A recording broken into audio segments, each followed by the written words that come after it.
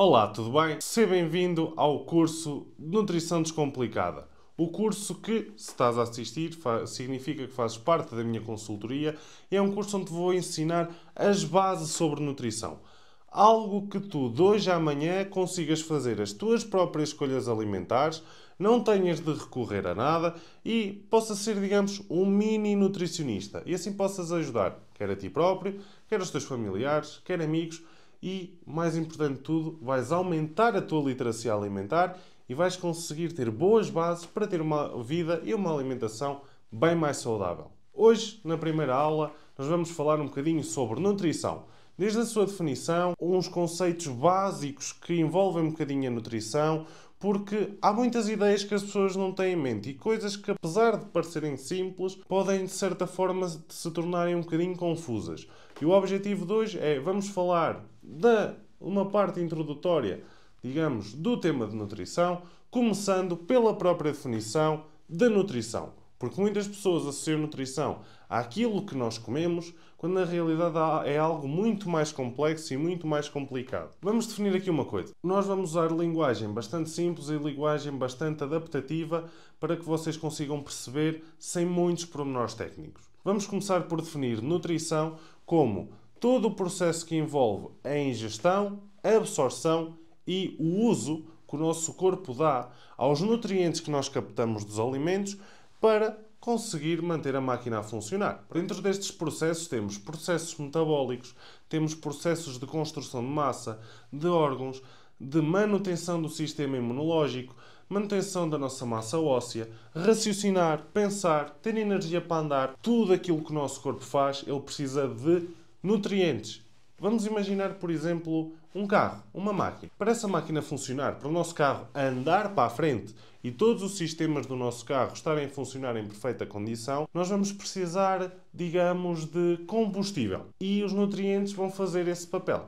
Vão ser o combustível para tudo funcionar. E esse combustível está dividido, digamos, em dois grandes grupos. Esses dois grandes grupos são constituídos pelos macronutrientes e os micronutrientes. Mas antes de passarmos a o que é cada grupo, vamos entender o que é o nutriente. Nutriente nada mais é do que uma substância que o nosso corpo utiliza, que está presente nos alimentos, que vão exercer algum tipo de função e algum tipo de funcionalidade no nosso corpo, no nosso organismo. O que é que nós temos no grupo dos macronutrientes? Que é um grupo, digamos, onde nós contamos as calorias, o grupo calórico, o grupo que faz maior parte das coisas.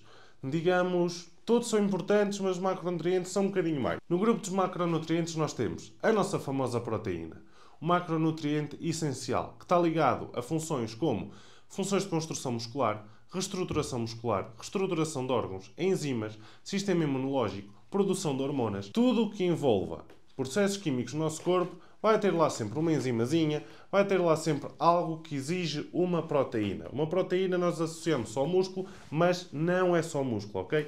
Uma proteína é muito mais do que isso. Temos também os hidratos de carbono, que são considerados o nosso combustível. Em que sentido? No sentido de serem a nossa fonte primária e a nossa melhor fonte de energia para fazer tudo no nosso corpo. Para pensar, para andar, para trabalhar, para dormir, para cozinhar, para o nosso corpo se manter ativo, para o nosso corpo se manter a reconstrução e a renovação celular. Tudo isso precisa de energia. E os hidratos de carbono vão ser a nossa principal fonte. Nunca, nunca, nunca vamos desperdiçar esse macronutriente.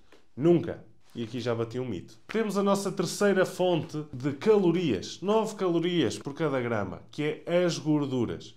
As gorduras são muitas vezes demonizadas pelas pessoas. Porquê? Porque as pessoas não compreendem e não têm conhecimento daquilo que a gordura é e da importância que ela tem. A gordura está ligada desde função estrutural, proteção dos nossos órgãos, produção hormonal no sentido em que hormonas como por exemplo a testosterona precisam de gordura para serem produzidas. Também está associado à absorção de certas vitaminas e minerais. Também está associado a outras questões ligadas ao sistema imunitário. A chave das gorduras é simplesmente saber escolher as gorduras boas e saber dosear a quantidade certa de gordura.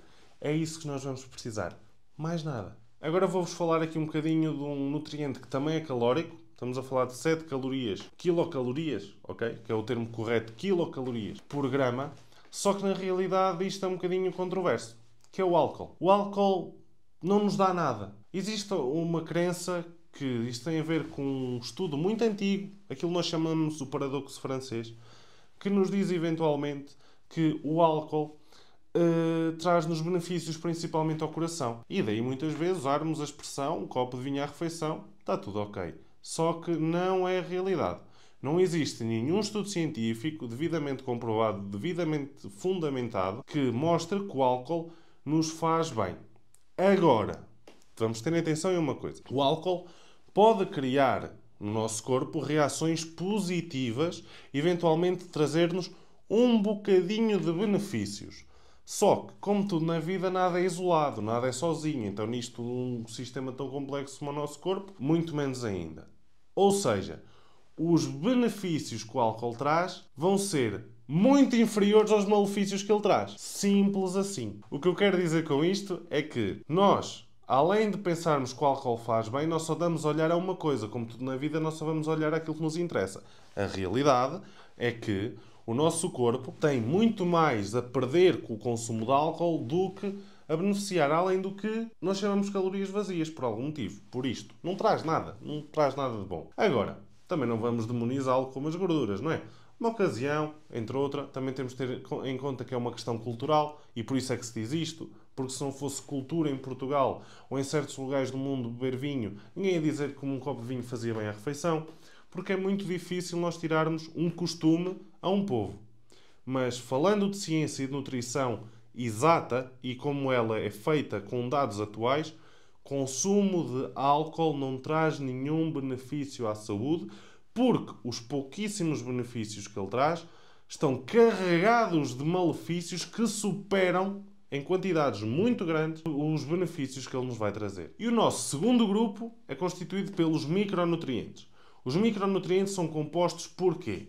Por vitaminas, responsáveis principalmente por ações no nosso sistema imunitário, entre outras coisas, e minerais, responsáveis, por exemplo, na questão estrutural, como o cálcio, para os ossos, ou na produção de glóbulos vermelhos. O que é que nós temos de reter daqui? Que quer macronutrientes, quer micronutrientes, ambos são importantes. Os macronutrientes têm funções, digamos, mais de base, e têm calorias, e é isso que nós vamos ter de contar, quer seja independentemente para o processo que for, ok? Mas os micronutrientes, muitas vezes a falta de micronutrientes vai impedir uma boa ação dos macronutrientes e, consecutivamente, etc, etc, etc. Por isso, é importante numa alimentação nós termos presente de tudo um pouco, tirando aquela questão do álcool. Vou-vos explicar alguns impactos que o álcool traz no nosso corpo, no nosso metabolismo. O álcool, por exemplo, dificulta a absorção de certas vitaminas, como por exemplo a vitamina B e ácido fólico. Também vai ser uma sobrecarga muito enorme no nosso fígado. Também nos vai trazer alguns problemas de metabolização de toxinas ou pode nos levar a problemas hepáticos sérios. Ou seja, só o facto de, mesmo consumindo moderadamente, a absorção e metabolização de certas vitaminas ser prejudicial, só daí nós já sabemos que não é assim tão bom. Também há estudos que nos indicam, isto não é surpresa para ninguém, basta ver o nosso estado de quando as pessoas estão bêbadas, com álcool a mais, não é? Embriaguez. O álcool afeta diretamente no nosso sistema nervoso central e na nossa saúde mental. Tanto que a nossa capacidade de raciocinar fica completamente afetada. A longo prazo podemos ter danos cognitivos. A nossa saúde mental, como por exemplo ansiedade e depressão, podem ser problemas que podem vir a surgir pelo consumo de álcool ao longo de vários anos. E são estudos que o comprovam. Eu não estou aqui a tentar enganar ninguém. Por isso o segredo é consumir com consciência e só consumir, aqui uma recomendação minha, quando for necessário. Não bebam álcool ao desbarato, ok? Consumem quando for necessário e sempre com consciência e nada de exageros. Todos nós temos episódios, todos nós gostamos de uma cervejinha, de qualquer coisa aqui e ali, ok? Tudo muito bem, um copo de vinho, quando vamos ali a um jantar, com o nosso parceiro ou parceira, tudo muito bem.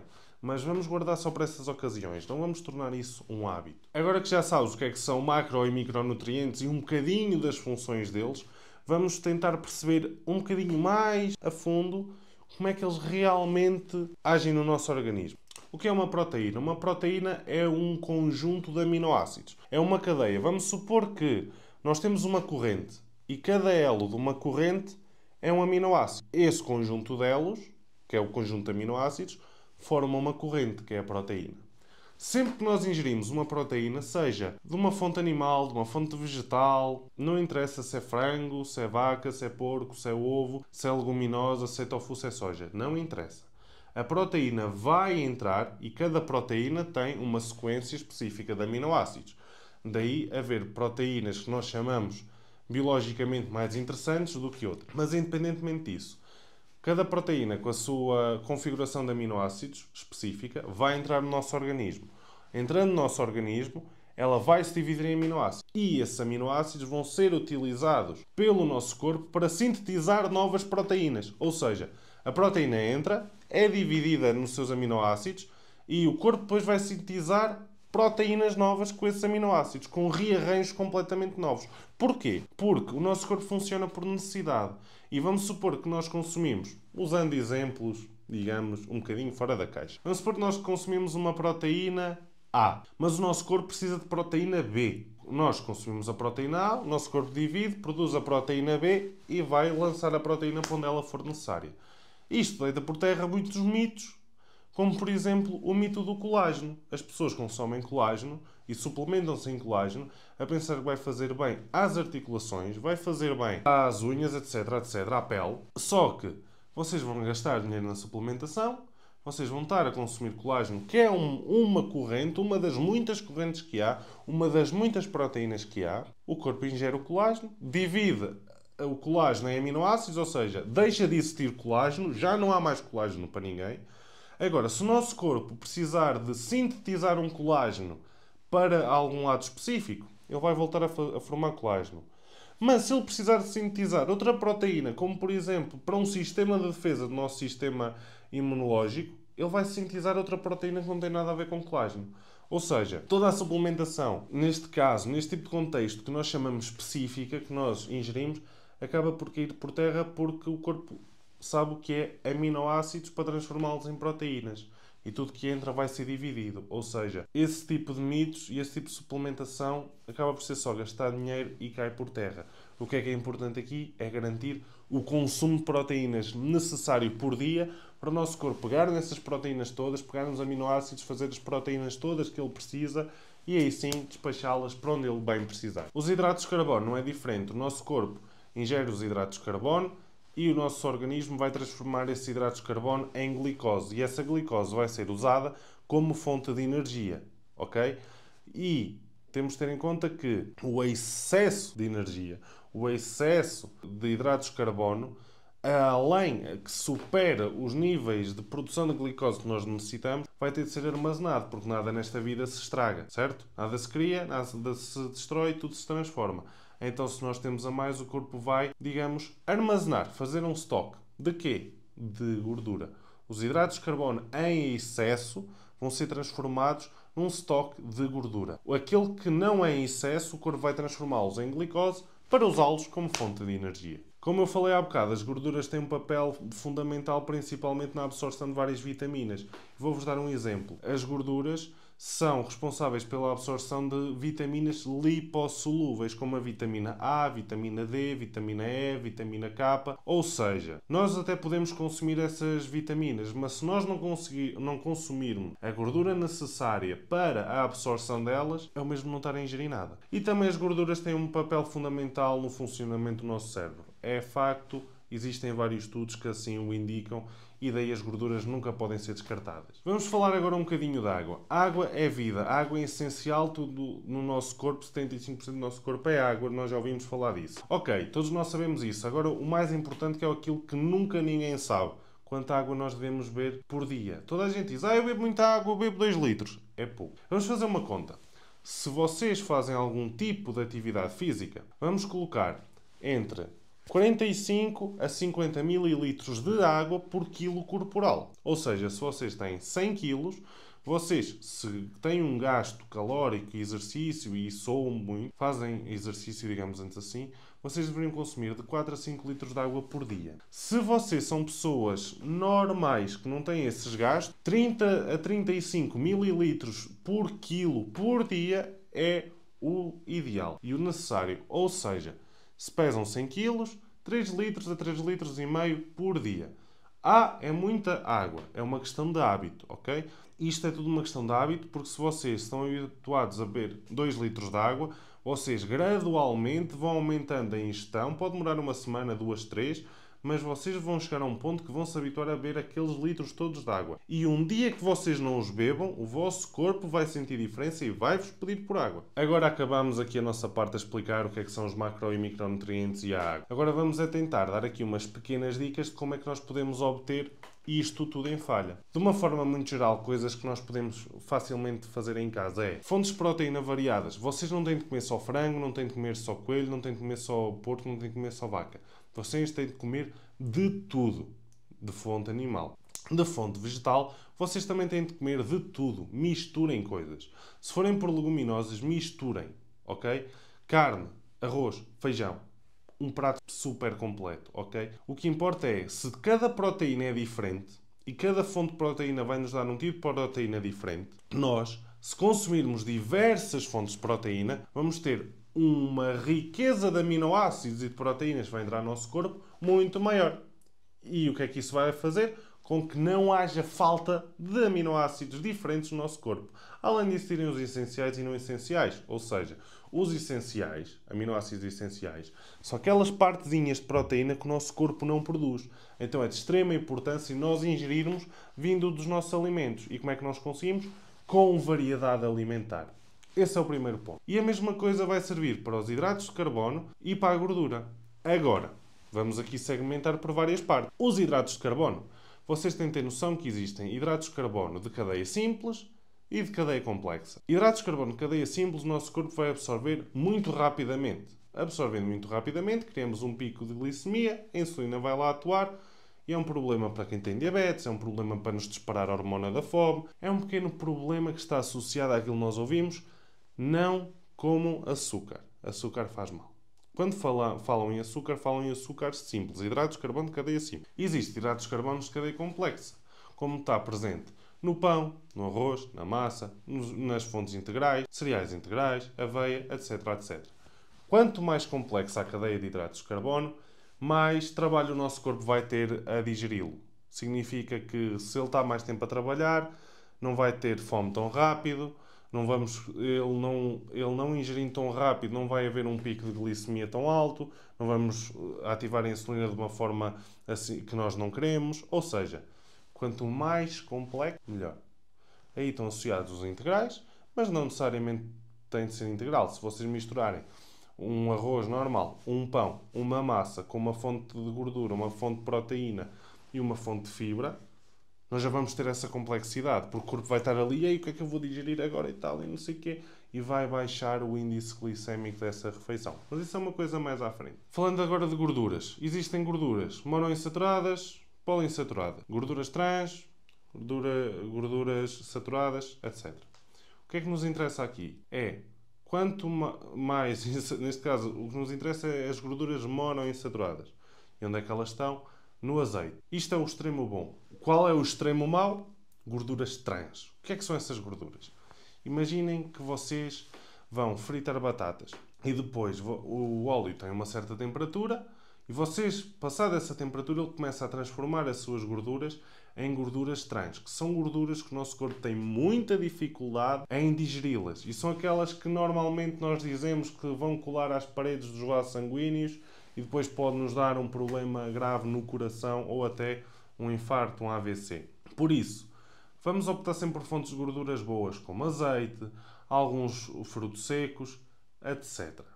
Evitar gorduras como a da carne, evitar, digamos, por exemplo, uma carne de vitela tem aquela gordura no meio, temos a gordura dentro do músculo do bife, temos a gordura fora. Se nós conseguirmos tirar a gordura fora, melhor ainda. Assim como peças com menos gordura, ou seja, quanto mais seca for a peça da carne, menos gordura ela vai ter, porque a gordura é que nos dá aquela textura e aquela sensação de carne úmida. Por isso, quanto mais seco, melhor. Como é que nós contornamos esta secura toda? Através dos métodos de confecção. Se nós confeccionarmos uma carne como deve ser, por muito seca que seja a peça, ela vai ser sempre muito saborosa e ter sempre uma boa textura. E chegamos assim ao fim da nossa primeira aula. Espero que vocês tenham gostado. É um tema, como vocês viram, tentando dizer pouco, já estamos aqui há algum tempo a falar um bocadinho sobre nutrição.